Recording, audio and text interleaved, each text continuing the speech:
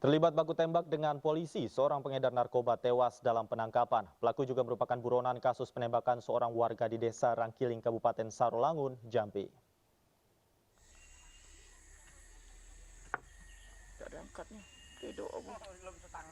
Polisi menangkap 1 dari 3 pelaku penembakan di Desa Rangkiling, Kabupaten Sarolangun, Jambi. Dalam penyelidikan terungkap, pelaku punya tempat latihan menembak seperti yang terekam dalam video amatir ini. Polisi terpaksa menembak pelaku lantaran melawan saat akan ditangkap. Pelaku Alpi Syahri telah diburu polisi sejak menembak seorang warga pada 2 Juni 2021 lalu. Alpi dan 2 rekannya salah mengira korban sebagai anggota polisi akan melakukan penangkapan. Pelaku juga diduga terlibat kasus peredaran narkotika. Dalam penangkapan, polisi mengamankan senjata api yang sempat digunakan pelaku untuk melawan petugas. Sementara dari penggeledahan rumah pelaku, polisi menyita 5 pucuk senjata api rakitan, puluhan butir peluru, dan senjata angin yang telah dimodifikasi. Kini polisi tengah memburu 2 pelaku lainnya. Dari Jambi, Adrianus Susandra, iNews melaporkan. Selengkapnya sudah bergabung bersama kami Dirkrimum Polda Jambi, Kombes Pol Kaswandi Irwan. Selamat sore Pak Kaswandi. Ya Mas, selamat sore. Pak Kaswandi, bisa dijelaskan bagaimana kronologi sehingga polisi menerapkan tindakan tegas kepada pelaku harus ditembak? Baik Mas, saya jelaskan. Ini adalah perkara penembakan yang menggunakan senjata api yang mengakibatkan korban luka berat.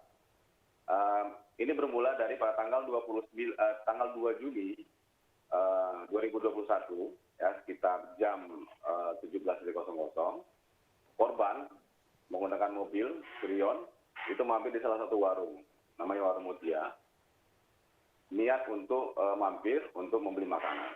Kemudian supir turun, salah satu dari 4 orang ini turun, salah satunya.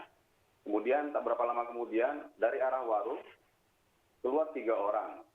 Satu kelompok pertama mengeluarkan tembakan ke atas, kemudian diikuti oleh yang kedua mengeluarkan juga tembakan ke atas. Kemudian ketiga juga mengeluarkan tembakan juga.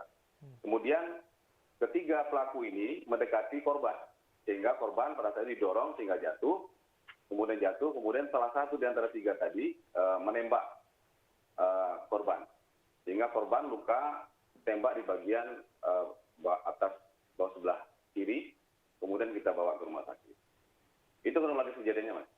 Baik. Kemudian apa yang menyebabkan mungkin polisi kemudian memberikan tindakan tegas kepada pelaku, Pak? Apakah memang ada indikasi tertentu bahwa kejahatan yang dilakukan pelaku bukan kali ini saja, Pak? Ya, jadi setelah lebih kurang 2 bulan, tim kami melakukan lidik, ya, kemudian kita ketahui ada 3 tersangka identitasnya. Ya, salah satunya adalah AS, kemudian TN, kemudian Y. Nah, kemudian tim selalu bergerak untuk melacak ketiga pelaku tersebut. Salah satu pelaku berhasil kita identifikasi keberadaannya. Dia berpindah-pindah tempat.